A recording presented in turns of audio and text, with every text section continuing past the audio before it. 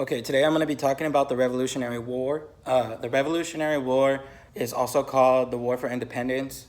The Revolutionary War was essentially started because the United States wanted to stop taxes that were coming in from Europe at the time, specifically the United Kingdom. The United Kingdom had colonized much of the eastern United States. They had the 13 colonies. The 13 colonies essentially wanted their freedom. They wanted to be free of taxes. They at first they didn't really want their freedom. The conditions of the time period under which they were colonized, the high taxes caused the people of the United States to uprise, organize, and essentially declare their independence away from Britain because of the fact that they were starting to tax mostly everything: stamps, tea. That's where we have the famous Boston Tea Party.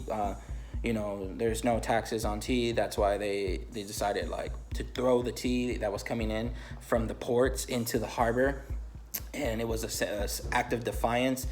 um, um, that's an interesting. On a side note, actually, they dressed up like Native Americans, which is now when you think about it, it's highly insulting. But back to what I was talking about. Anyways, the Boston Tea Party basically started a spark which kind of led the revolution to create militias in different colonies, organize, and essentially build up to a full-flown military force. For much of the war, they were actually outmatched by the mighty British Naval Army. But the French actually came to the aid of the United States, bringing in soldiers, generals, weapons. Not as many soldiers, but definitely they didn't bring in soldiers till towards the end of the war. But they did offer weapons training, food, and a lot, which went a long way because of the manpower that the United States did have, but much of which was farmers and untrained. And so therefore the help of the French actually boosted the United States to being a militia, to actually forming a full-blown military. And so which brings us all the way towards the end of the Revolutionary War.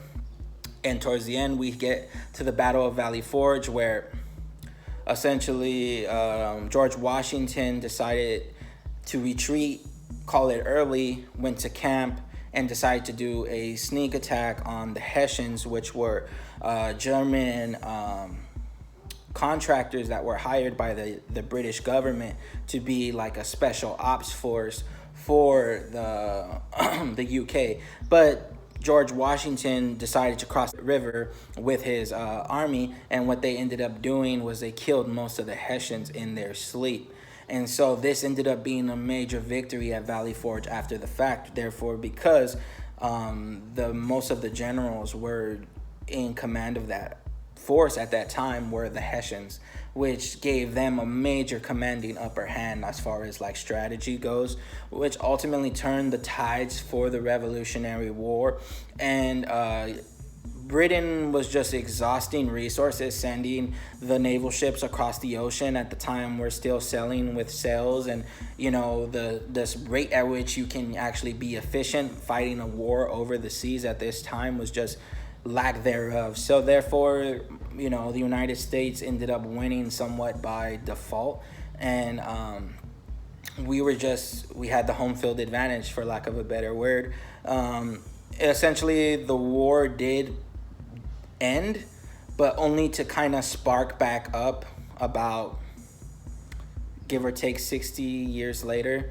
The War of 1812 specifically is actually between the United States and the U.S., and it's kind of to me, was always felt like the unfinished business that the United Kingdom tried to come back once technology had kind of jumped forward a little bit. They tried to come back, and once they were kind of economically established again, they kind of tried to come back and reclaim the United States. But after which the United States had kind of already started to grow its legs as a country. So the Revolutionary War, that's pretty much everything essential that happened. Thank you.